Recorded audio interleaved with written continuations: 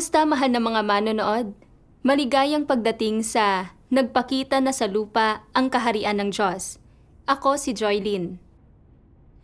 Habang umuunlad ang lipunan, parami ng parami ang mga taong nakatatanggap ng mas mataas na edukasyon at nagiging dalubhasa sa iba't ibang uri ng kaalaman. Subalit hindi naman bumubuti ang mga pamantayang moral ng sangkatauhan dahil dito at lalong nagiging hungkag ang kanilang espiritual na mundo. Para punan ang espiritual na kahungkagan na ito, nagsulputan ang lahat ng uri ng masasamang kalakaran, binubura ang pinakapangunahing pamantayang moral ng sangkatauhan at dumudurog sa lahat ng pagkatao at konsensya. Nagbunga ito ng serye ng mga problema sa lipunan tulad ng malupit na kompetisyon sa lugar ng trabaho, pamiminsala at paggamit ng magkakaibigan sa isa't isa, kawalan ng pakialam at pagkakalayo ng loob ng magkakamag-anak at pagtataksil ng mag-asawa sa isa't isa. Sa harap ng mga isyong ito, nakakaramdam ang mga tao ng kapanglawan, kawalang magawa at kawalan ng pag-asa. Nabibilanggo sa isang ipo-ipo ng pag-ibig, pagkamuhi at sama ng loob. Ang ilan ay pinipiling saktan ang sarili bilang paraan ng pagganti. Ang iba namay pinipiling gawing manhid ang sarili sa pamamagitan ng droga o alak. Ang ilan ay nagbubulalas ng kanilang sama ng loob sa pamamagitan ng pagpapakasasa sa mga pagnanasa ng laman, at may ilan namang pinipiling wakasan ang sariling buhay sa mga sukdulang paraan para makalaya. Ang ilan ay gustong magpatawad at bitiwan ang kanilang pagkamuhi, ngunit nagagapos sila ng husto dito, kaya sila nasasadlak sa matinding pagdurusa at nawawalan ng patutunguhan ang kanilang buhay. Paano tayo makakatakas sa mga ganitong kalagayan? Paano tayo makakaahon sa pagdurusang ito at makakalaya? Ito ang mahihirap na problemang kinakaharap ng lahat sa lipunan ngayon.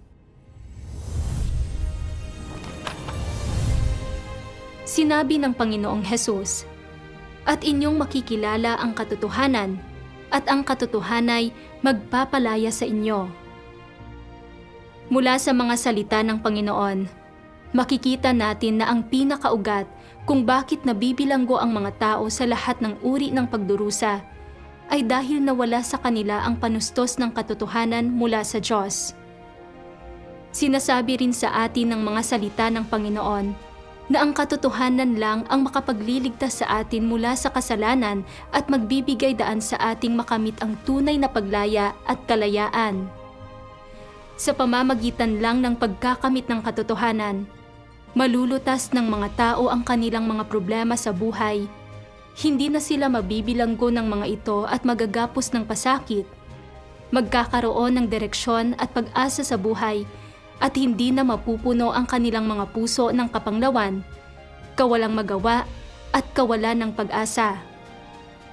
Sa araw na ito, inuulat natin ang buhay iglesia ng isang grupo ng mga Kristiyano na nakarinig sa mga pagbigkas ng espiritu ng katotohanan, nakatanggap ng tuloy-tuloy na panustos ng katotohanan mula sa Diyos at nakaahon mula sa kirot, pagtataksil at pasakit na pinagdusahan nila noon.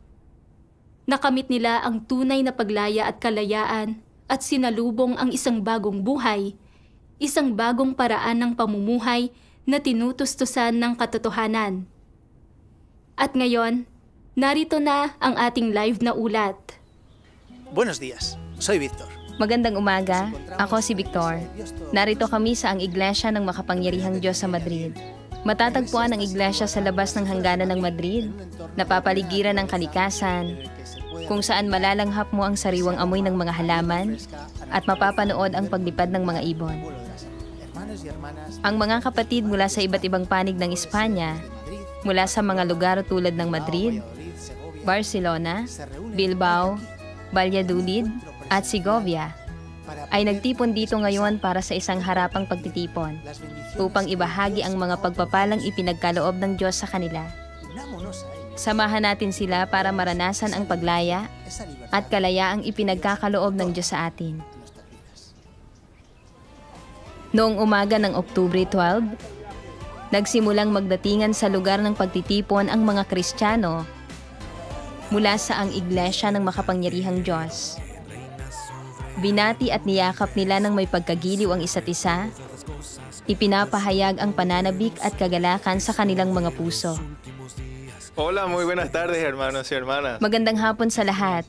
Mga kapatid, maraming salamat sa pagpunta ninyo rito ngayong hapon upang sama-samang magtamasa sa harapang pagtitipong ito sa sambahayan ng Makapangyarihang Diyos. Una, hayaan niyo muna akong magpakilala. Ako si Brother Christian. Hola, mi nombre es Jenny Urbina, soy de Honduras y... Kumusta sa lahat? Ako si Jenny Carolina Urbina at ako'y mula sa Honduras. Sama-sama tayong aawit, sasayaw at magpapatotoo.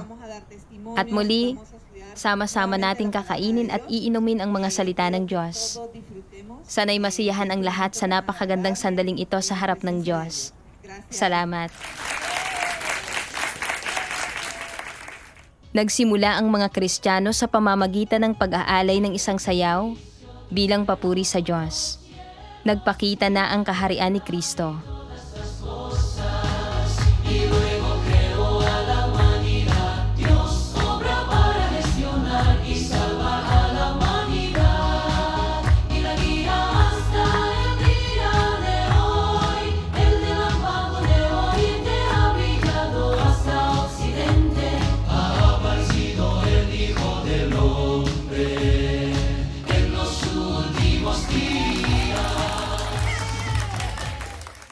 Pagkatapos ng sayaw ng papuri sa Diyos, pinatahimik ng mga Kristiyano ang kanilang mga puso at nanalangin sa Diyos. Oh Dios Todopoderoso, O makapangyarihang Diyos, nagpapasalamat kami sa iyong mga paghahanda at sa pagpili sa amin upang matanggap namin ang iyong ebanghelyo ngayon.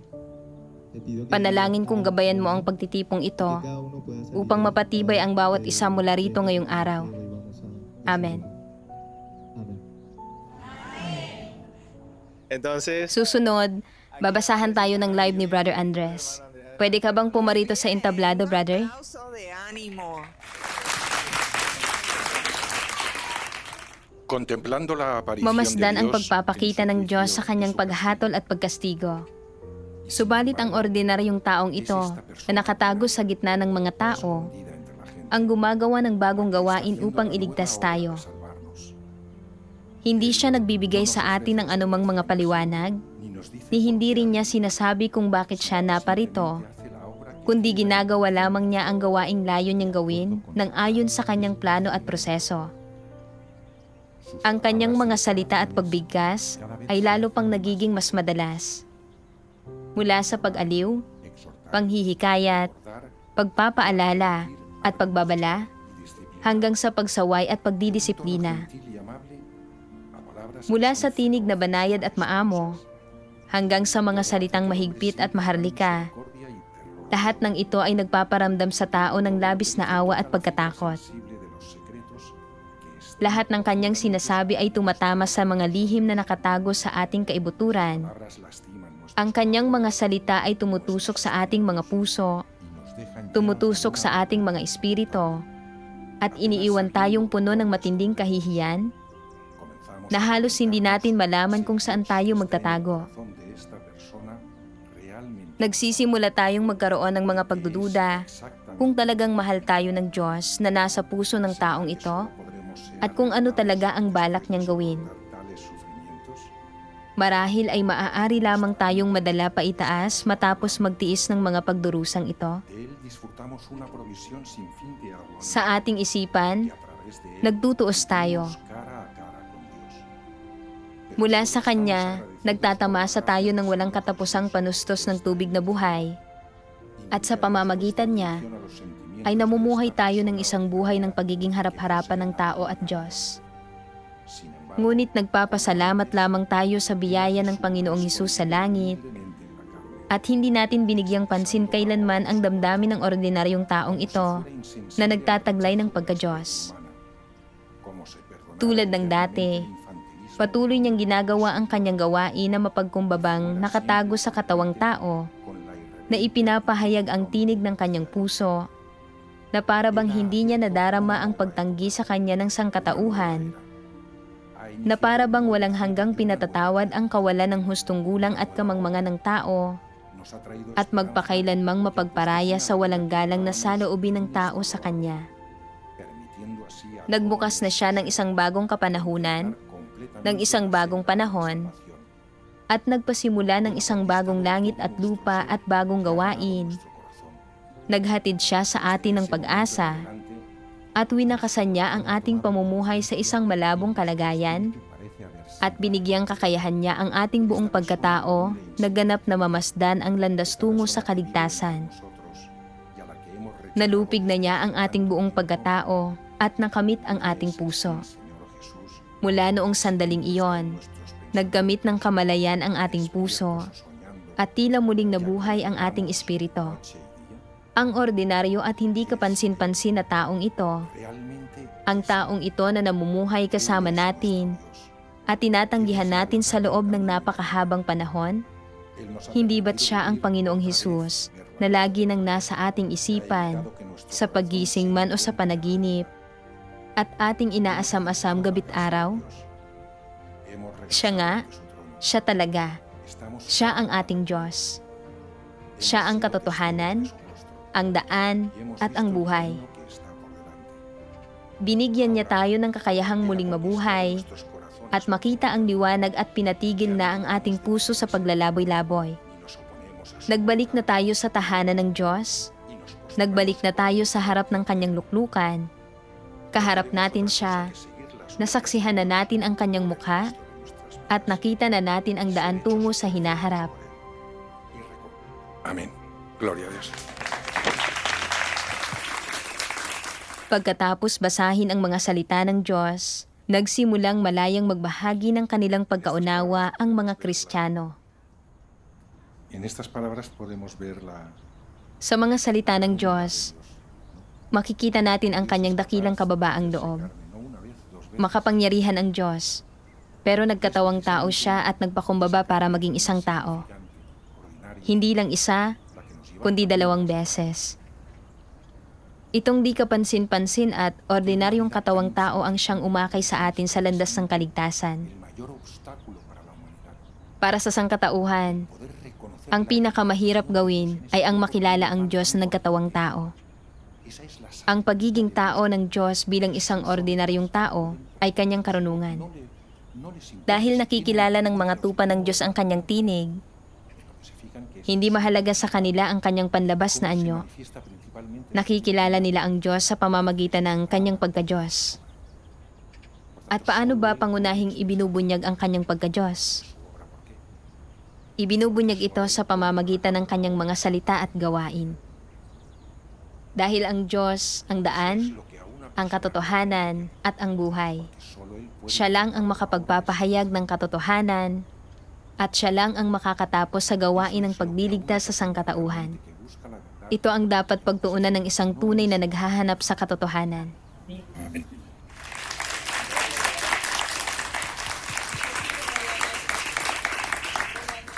Entonces, obra a mí. Noong una, hindi ko lubos na naunawaan ang yugtong ito ng gawain ng Diyos. Marami akong pagdududa at gusto ko pang makita ang Diyos gamit ang sarili kong mga mata. Tulad noong nakita ng mga tao ang Panginoong Hesus na naglalakad sa gitna nila. Pero kalaunan, naunawaan ko na ang salita ay nagkatawang tao at ang salita ay ang kanyang mga salita. Nasa kapanahunan ng salita na tayo ngayon, kung saan ipinapahayag ng Diyos ang katotohanan para dalisayin tayo at gawing banal. Sa pamamagitan lang ng pagtanggap at pagsasagawa sa kanyang mga salita, maliligtas ang sangkatauhan. Dati, mayroon akong sariling mga kuro-kuro. Ang akala ko, maliligtas ako sa pamamagitan lang ng pananampalataya sa Panginoong Hesus at kalipikado na akong pumasok sa kaharian ng Diyos. Pero hindi ko kailanman tunay na nasuri ang sarili kong katiwalian at hindi ko kailanman nakita ang aking paghihimagsik laban sa Diyos. Sa katunayan, mayroon pa rin akong katiwalian at hindi pa rin ako tapat sa Diyos. Sa landas na ito, nag-aaral pa rin akong magpasakop sa mga salita ng Diyos. Hindi tayo maaaring manatili sa nakaraan. At hindi natin pwedeng limitahan ang gawain ng Diyos gamit ang ating mga kuro-kuro. Ito ang naunawaan ko. Amen.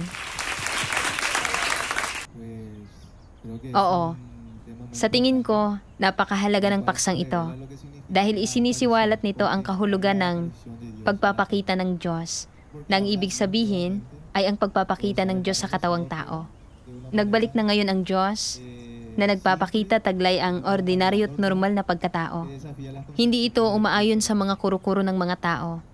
Halimbawa, noong marinig ko ang balita tungkol sa pagpapakita ng Diyos, nagduda ako at tinanggihan ko ito sa puso ko. Hindi ko matanggap ang mga salitang ito noong una kong marinig ang mga ito. Inabot pa nga ako ng 1 o 2 buwan para makaunawa ng kahit kaunting katotohanan at para lubusang maniwala na ito nga talaga ang pagpapakita ng Diyos. Ang pagkakatawang tao ang pinakamahusay na nagbubunyag sa tao. Dahil hindi natin matatanggap ang isang Diyos na tila ba walang dakilang kapangyarihan, at hindi natin matatanggap bilang ating Diyos ang isang taong sa panlabas ay ordinaryo at normal. Sanay tayo sa isang Diyos na makapangyarihan, di nakikita at di nahahawakan. Isang Diyos na nagkakaloob ng mga pagpapala at nangangako. Ganon din ako dati. Laging umaasa na pagkakalooban ako ng Diyos ng mga pagpapala dahil nakagawa ako ng mabubuting bagay. Dahil kailangan ko ng trabaho at dahil kailangan kong pagalingin niya ang pamilya ko. Pero pagkatapos kong basahin ang kanyang mga salita, unti-unting nanumbalik ang aking konsensya. Dapat nating maunawaan kung paano tayo ginagawang tiwali ni Satanas at kung ano ang ginagamit nito para gawin tayong tiwali. Sino ang makapagsisiwalat sa lahat ng katotohanan ito? Ang Diyos lang. Ito ang dahilan kung bakit natin namamasdan ang kanyang pagpapakita sa pamamagitan ng kanyang katotohanan. Ibinahagi ng mga Kristiyano ang kanilang pagkaunawa sa pagpapakita at gawain ng Diyos. Kahit na ang Diyos ay nagkatawang tao at nagpapakita ng may ordinaryo at normal na pagkatao, kaya niyang ipahayag ang katotohanan at akayin ang mga tao sa landas ng kaligtasan. Nangangahulugan iyon na siya ang Diyos mismo. Umawit ang mga Kristiyano sa pagtitipon ng isang himno ng papuri sa Diyos. Sa kanilang taus-pusong pag-awit, ipinahayag nila kung gaano sila naantig. Ang kanilang pag-awit ay puno ng malalim na pasasalamat at pagsandig sa Diyos.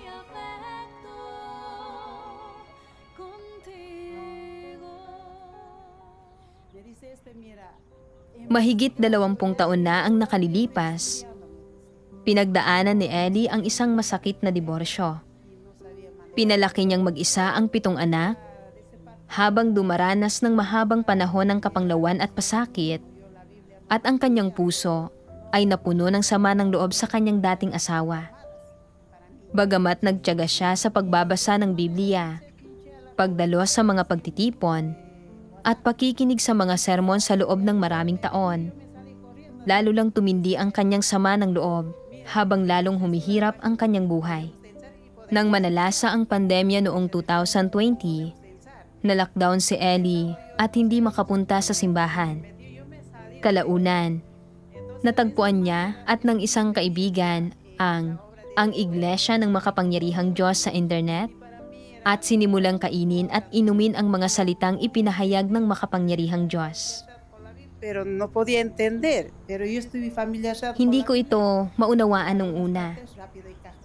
Pero dahil pamilyar ako sa Biblia, may mga bahagi na mabilis kong naunawaan.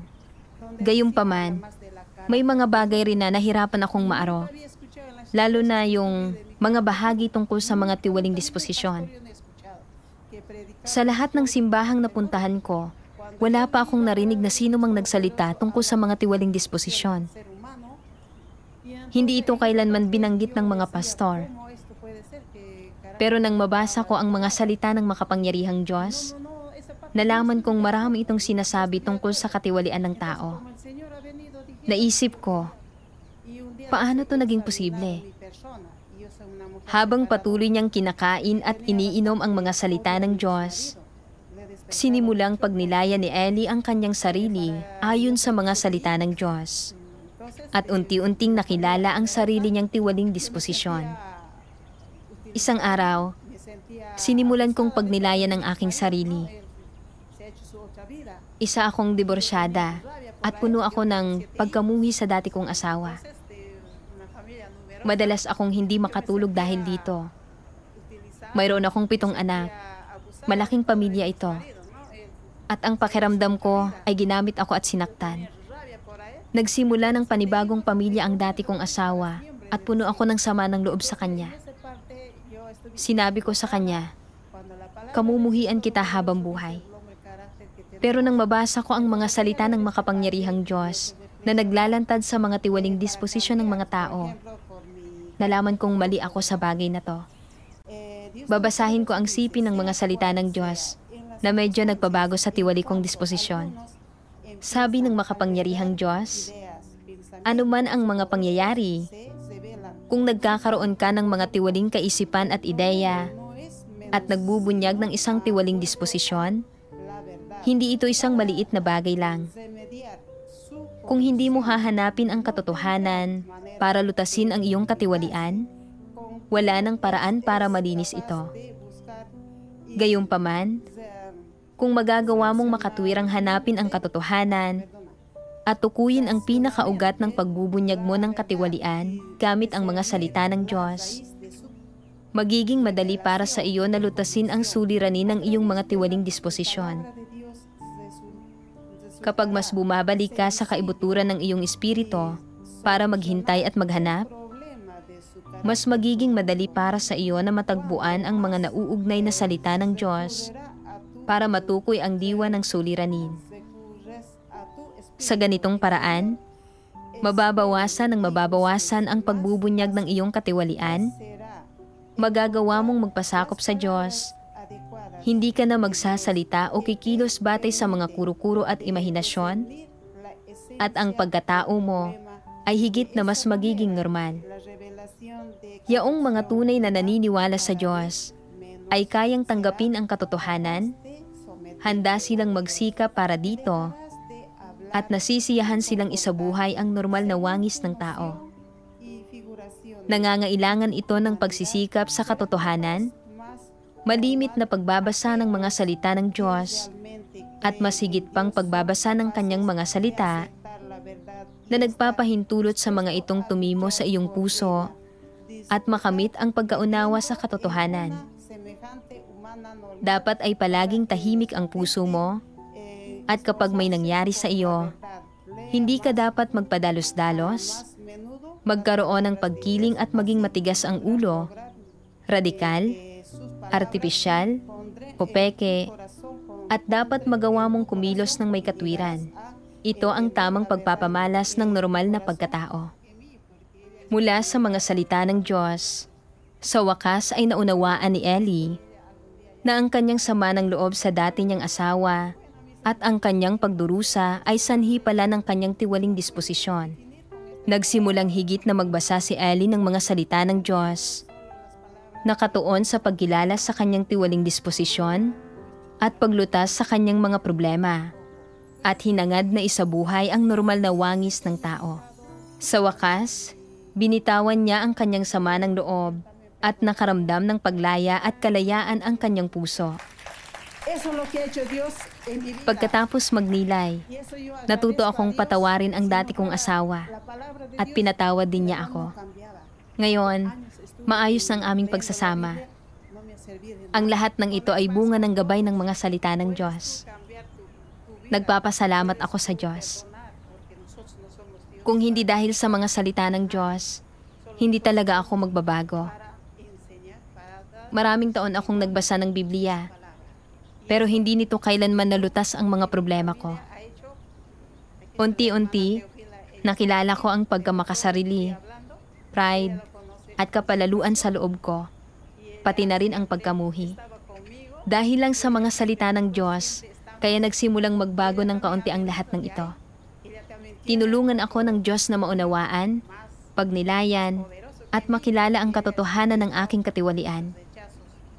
Naunawaan ko rin na hindi tayo maliligtas sa pamamagitan lang ng pagpapatawad sa ating mga kasalanan.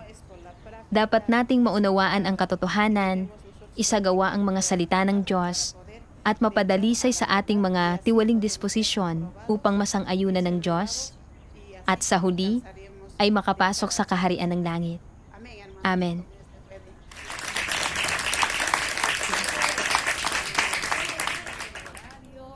Si Maria Jose ay isang katikista. Minsan siyang nagtrabaho ng walang kapaguran sa ilang paaralang elementarya para lang maibahagi ang mga salita ng Diyos sa mga bata.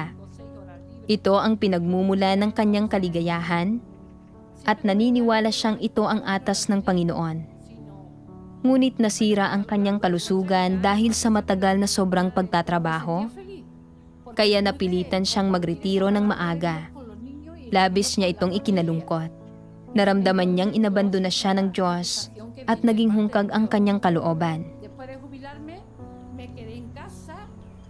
Sa loob ng 30 taong iyon, masaya ako sa kabila ng maraming paghihirap dahil naibabahagi ko ang mga salita ng Biblia sa mga bata. At ang mga bata naman ay inuuwi ang mga iyon para ibahagi sa kanilang mga pamilya. Ang kasiyahang iyon ay mula sa Diyos. Pagkatapos magretiro, nasa bahay ako at wala akong direksyon na para bang nagtago ang Diyos. Sabi ko, sige, o Diyos, hanggang dito na lang. Tapos na ang buhay ko. Hindi na ako makapagtuturo, kaya tapos na rin ang lahat tungkol sa iyo. Pagkaraan ng ilang panahon, araw-araw akong nagsisimba kasama ang aking ina at nangungumpisal din ako. Pero nakaramdam ako ng panlalamig, ng pakiramdam ng pagkakalayo. Hindi ko na naramdaman ang lakas na iyon. Sa mismong sandali na hindi mahanap ni Maria ang kabuluhan ng buhay, nakita niya sa internet ang mga salita ng makapangyarihang Diyos at sumali sa isang online na pagbabahaginan. Noong una, hindi niya lubos na naunawaan ang mga salita ng makapangyarihang Diyos. Ngunit naramdaman niyang layunin ng Diyos na sumali siya sa pagbabahaginan. Kaya nagsiyasat siya ng may bukas na isipan, nagtiyaga sa pagbabasa ng mga salita ng Diyos at pagdalo sa mga pagtitipon. At isang araw, sa wakas ay nakilala niya ang tinig ng Diyos. Noon ko nasimulang mapagtanto na dati pala ay may itinagong bahagi ng katotohanan ang Diyos sa akin. At ngayon ay muli siyang nagpapakita sa akin. Pagkatapos ay natiyak ko na ang makapangyarihang Diyos ang nagbalik na Panginoong Hesus. Hindi ba't siya mismo iyon? Tingnan nyo, parehong-pareho ang paraan ng pagsasalita. Parehong-pareho ang paraan ng pagpapahayag. Sadyang magkaiba lang ang disposisyong ipinapahayag. Pero nakilala ko siya. Sabi ko, ito ang aking Diyos. Noong sandaling iyon, napakasaya ko. Unti-unti, nagsimula akong maging napakasaya rito. At napakarami kong natututunan. Sabi ko, talagang perpekto ang plano ng Diyos. Kaya, talagang masaya at kontento na ako ngayon. Dati, hindi ko makita ang Diyos at nakaramdam ako ng pagkasupil at kawalan ng direksyon. Pero ngayon, natagpuan ko na ang Diyos. Natagpuan ko na siya talaga at natagpuan ko na kayong lahat.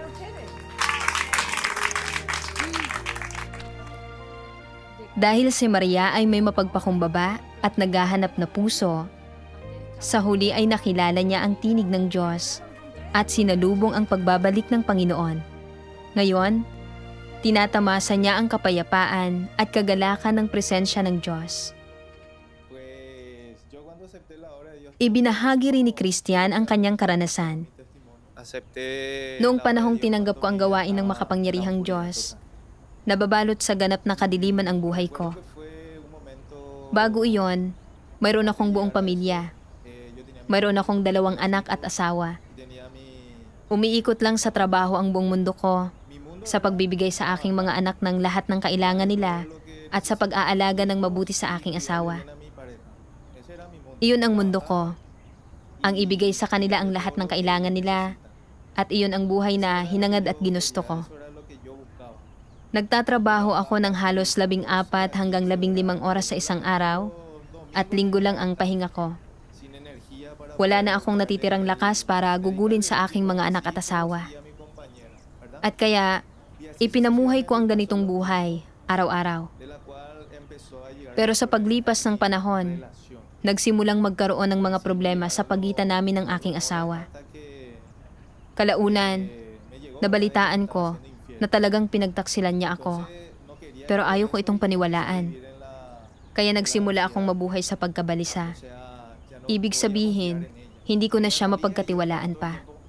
Sa sandaling umalis siya ng bahay, ito na agad ang pumupuno sa isip ko. Iniisip ko ito buong araw at wala akong magawa. Hindi ako makapagtuon sa trabaho, ni hindi ako makatuon sa pagbibigay sa aking mga anak ng pagmamahal at kalingang kailangan nila. Isang araw, sinabi ko sa Diyos, O Diyos, kung hindi mo ito ipapakita sa akin gamit ang sarili kong mga mata, hindi ko talaga ito matatanggap. Gusto kong makita ang totoo gamit ang sarili kong mga mata. Isang araw, may nangyaring hinding-hindi ko malilimutan. Isang napaka-espesyal na araw iyon. Bispiras ng Pasko, Disyembre 24. Nang pumasok ako sa sarili kong kwarto, nakita ko siyang may kasamang ibang lalaki. Noong sandaling iyon, tuluyan akong gumuho. Hindi ko kinaya at lubos akong nawalan ng pag-asa at nasadlak sa depresyon. Dahil mahal na mahal ko talaga siya, ayaw kong sumuko at ayaw kong tanggapin ang realidad na ito. Isa iyong relasyong binuo ko sa loob ng 14 o 15 taon. Napakaraming dugo ng puso ang ipinuhunan ko roon. Ayaw kong matapos na lang ito ng ganoon. Gusto ko pang ang patawarin ang kanyang pagtataksin para lang sa mga anak namin at dahil ayaw kong masira ang aming pamilya. Mula noon, hindi na ako makapamuhay ng payapa. Namuhay ako sa pagkabalisa at pag-aalala sa buong araw. Puno ng pasakit ang puso ko at wala akong mahanap na ginhawa kahit saan. Nagsimula akong magsimba para mangumpisan sa kagustuhang mailabas ang aking pasakit. Pero wala akong natanggap na ginhawa o suporta mula kanino man. Nasaksihan mismo ni Christian ang pagtataksil ng kanyang asawa at dumanas ng napakatinding pasakit ang kanyang puso. Sinubukan niyang patawarin ito at isalba ang kanilang pagsasama, ngunit naging imposible ito. Ang tanging nagawa niya ay subukang gawing manhid ang sarili sa paninigarilyo at pag-inom, pero hindi nabawasan ang pasakit kahit kaunti. Humingi siya ng tulong sa mga kaibigan, pare, at mga kapamilya, pero walang sino mang umunawa o umalo sa kanya. Nag-iisa at nasasaktan, nawalan na rin siya ng ganang mabuhay. Sa kanyang kawalan ng pag-asa, sa Diyos na lang siya nakapanawagan. Nakaramdam ako ng matinding pagtanggi. Para bang itinutulak ako ng lahat palayo. Wala akong masandalan at walang sino mang makaintindi sa pasakit na nararamdaman ko. Para bigyan ang sarili ko ng kaunting ginhawa, nagsimula akong maghanap ng ibang mga paraan para gawing manhid ang sarili ko. Pero hindi kayang pasiyahin ng mga makamundong bagay na iyon ang puso ko. Kalaunan, nagsimula akong manigarilyo para maibsan ang sakit sa puso ko. Hindi kayang punan ng mga bagay na iyon ang kahungkagan sa loob ko. Labis ang kapanglawan ko at hindi kailanman makahanap ng kapayapaan ang puso ko. Nasabi ko sa kanya, kung kaya kitang patawarin, gagawin ko. Pero sa totoo lang, may sama pa rin ang loob ang puso ko sa kanya. At palagi kong sinisisi ang sarili ko at tinatanong, ano bang nagawa kong mali? Saan ako nagkulang? Bakit niya ito ginawa sa akin? Hindi ba ako sapat? Araw-araw kong pinahirapan ang sarili ko sa paninising ito. Paulit-ulit na nananalangin at hinihiling sa Diyos na tulungan akong tunay siyang mapatawan. pero tuluyan nang nawala ang tiwala sa pagitan namin. Bagamat nagpakita siya ng panandaliang pagsisisi, mababaw lang iyon at saglit lang. Noong panahong iyon, tuluyan na akong nasasakal sa buhay. Noon din, nagsimula na rin akong magkaproblema sa trabaho. At labis na napuno ng tensyon ang relasyon ko sa aking mga magulang. Ayaw akong tanggapin ng mga magulang ko. Ayaw nilang pauwiin ako. Nakaramdam ako ng kapanglawan, labis ng kapanglawan. Mula noong sandaling iyon, nagsimula akong manalangin sa Diyos. Malinaw kong naaalala na sinabi ko kay Hesukristo, kailangan ko ng tulong. Hindi ko alam kung paano ako makakaahon dito.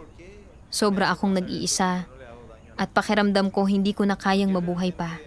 Kailangan ko ang tulong mo dahil kinokontrol na ako ni Satanas. Iyon lang ang ginawa ko.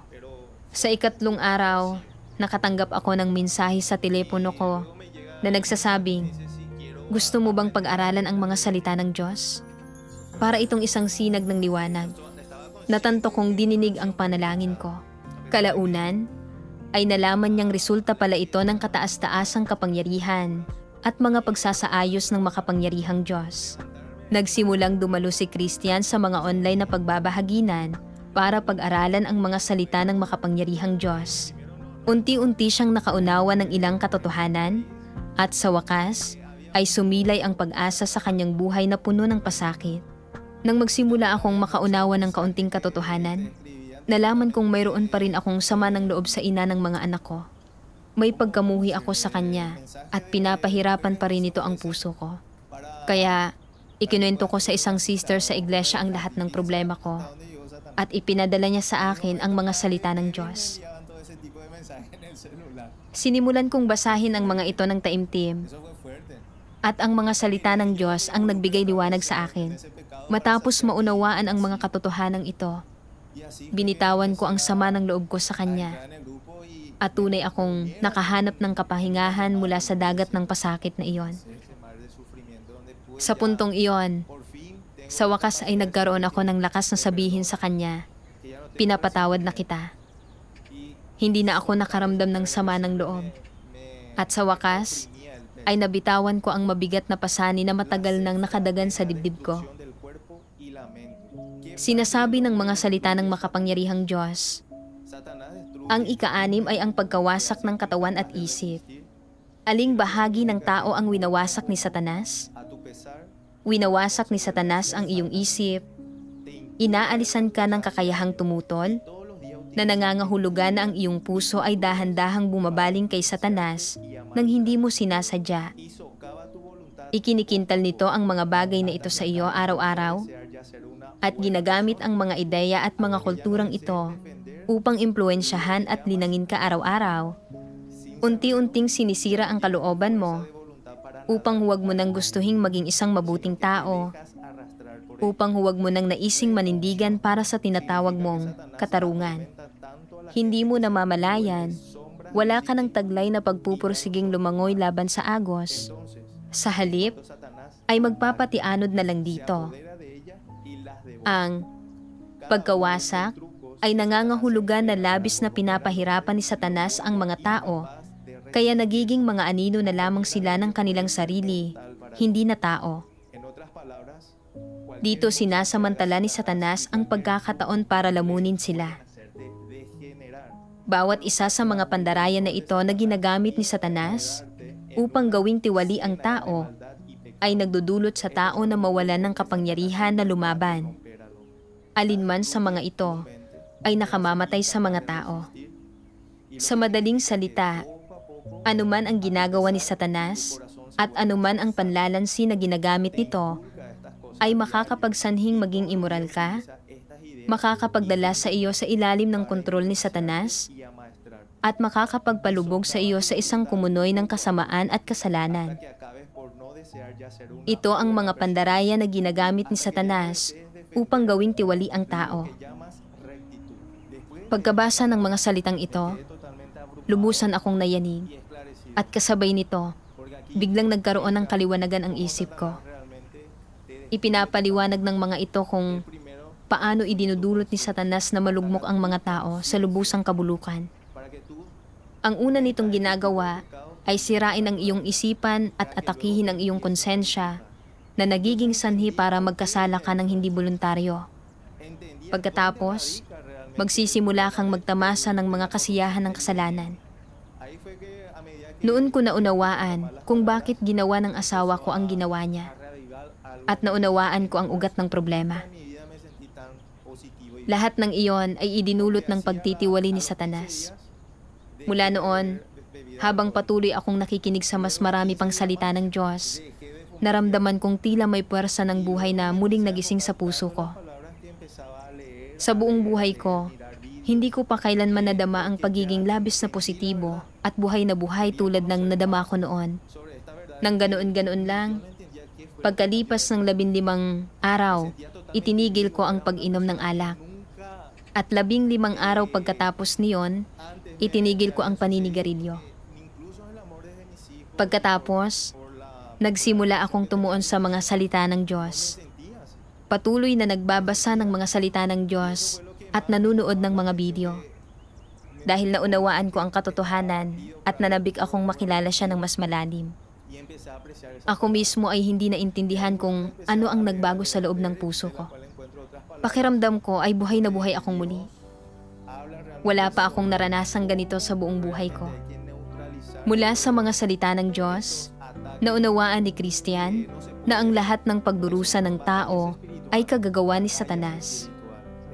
Tiyak na dahil tinutukso at inaatake ni Satanas ang mga tao at sinisira ang kanilang mga isipan, kaya sila patuloy na nagkakasala at namumuhay sa pagkaalipin sa kasalanan.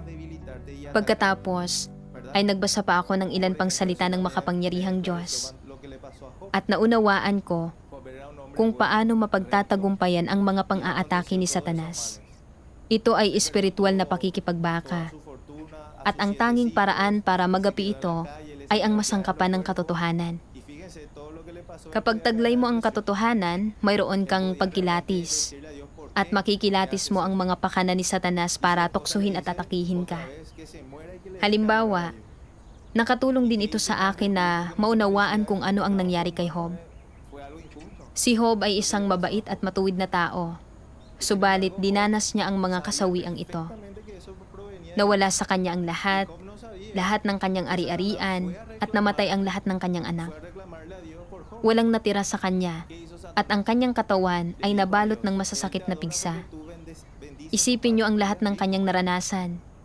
Maaari sana siyang malugmok sa depresyon, o maaari sanang sinabi niya sa Diyos, "Bakit mo hinayaang danasin ko ang mga bagay na ito?"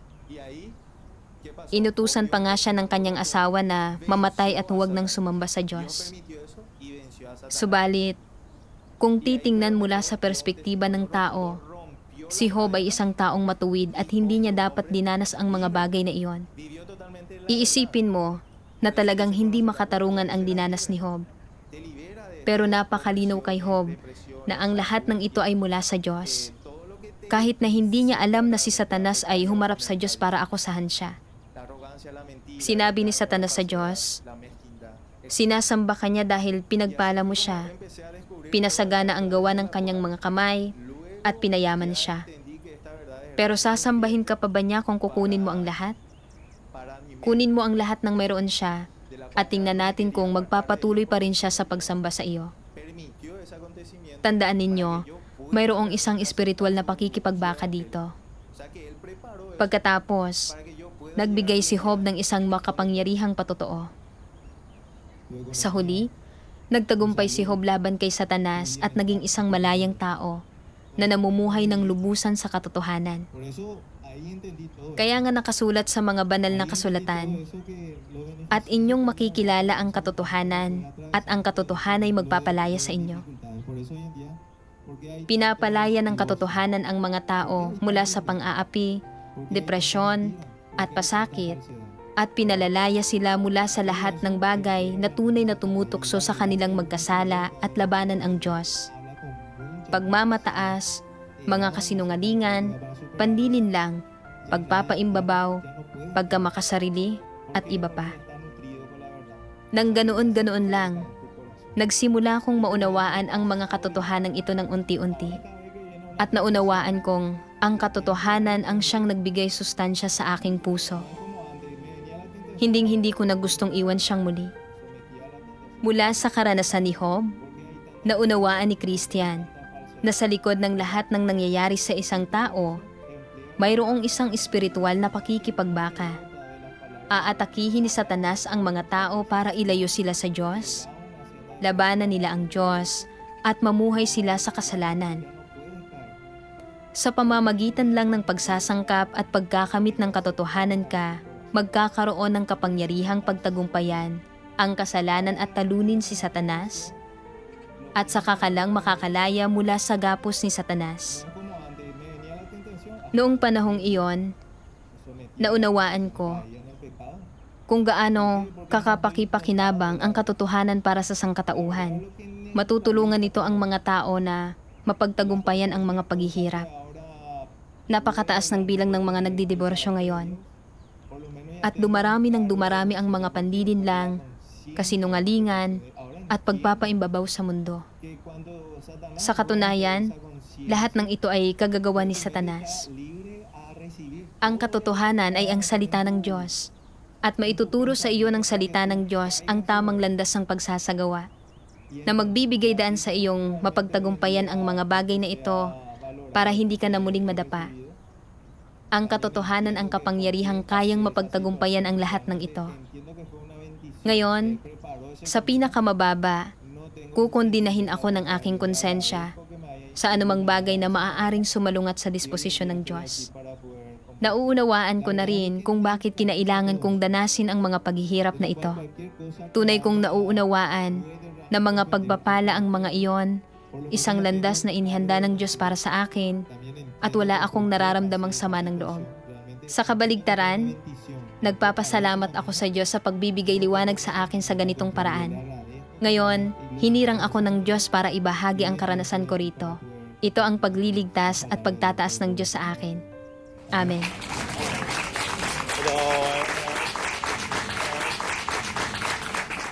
Salamat sa iyo, brother. Amen. Talagang napakaganda ng patotoo ni Brother Christian. Sa tingin ko, nagkaroon na rin ako ng mga katulad na karanasan. At masasabi ko na naniniwala akong marami sa atin ang dumanas na ng mahihirap at masasakit na sandali sa ating buhay. Minsan, tulad ng sinabi ni Brother Christian, lumalapit tayo sa mga psychologists o psychiatrists dahil may sakit ang ating mga puso at nagkakasakit na rin ang ating mga katawan. Umaasa tayong ang mga professional na iyon ay makakahila sa atin mula sa napakalalim na bangin ng matinding pasakit, pero walang gamot, walang agarang lunas na makakahila sa atin mula sa bangin na iyon. Naniniwala akong tanging ang Diyos ang makakatulong sa atin, di ba? Matapos mapakinggan ang mga tunay na patutuong batay sa karanasang ito, naramdaman ng lahat ng Kristiyano na napaka-praktikal ng pagliligtas ng Diyos. Tanging ang katotohanan ang makapagliligtas sa mga tao mula sa pamiminsala ni Satanas, at sakalang nila makakamit ang paglaya at kalayaan. Sama-samang umawit ang mga Kristiyano ng isang himno, "Kung hindi ako iniligtas ng Diyos," na nagpapahayag ng kanilang pasasalamat at papuri sa Diyos. Si Dios no me hubiera salvado, aún iría a la deriva por el mundo, caminando con dolor en el pecado, sin esperanza cada día y desolado. Si Dios no me hubiera salvado, aún seguiría bajo los pies del diablo, atrapado en el pecado y sus placeres, ignorando cómo sería mi vida. Dios Todopoderoso es quien me salva, son sus palabras las que me purifican. Pagkatapos ng pagtitipon, kinapanayam ng isang reporter ang mga Kristiyano. Hola, buenas tardes, hermana Edith. Kumusta? Magandang hapon. Sister Edith, ano ang pinaka-nakaantig sa iyo sa pagtitipon ngayong araw? Bueno, la verdad que Sa totoo lang, nasiyahan ako sa bawat bahagi nito. Pero talagang tumatak sa akin at nag-iwan ng pinakamalalim na impresyon ang mga patotoo. Tinutulungan tayo ng mga itong tunay na madama ang mga pagbabagong idinudulot ng gawain ng makapangyarihang Diyos sa ating buhay, sa ating mga pamilya, at sa ating mga kapatid. Bagamat alam nating marami pa tayong pagkukulang at kailangang matuto pa ng katotohanan, tinutulungan tayo ng mga patutong ito na maunawaan na lahat ay dumaranas ng mahihirap na sitwasyon. Kung aasa tayo sa Diyos, kung aasa tayo sa mga katotohanang ipinahayag ng makapangyarihang Diyos, walang paghihirap, walang problemang hindi natin kayang harapin o pagtagumpayan. Amen. Hermano José Manuel, buenas tardes. Brother Jose Manuel, magandang hapon. Mula sa pagtitipon natin ngayon, mayroon ka bang anumang pagninilay o natutunan na nais ibahagi sa amin?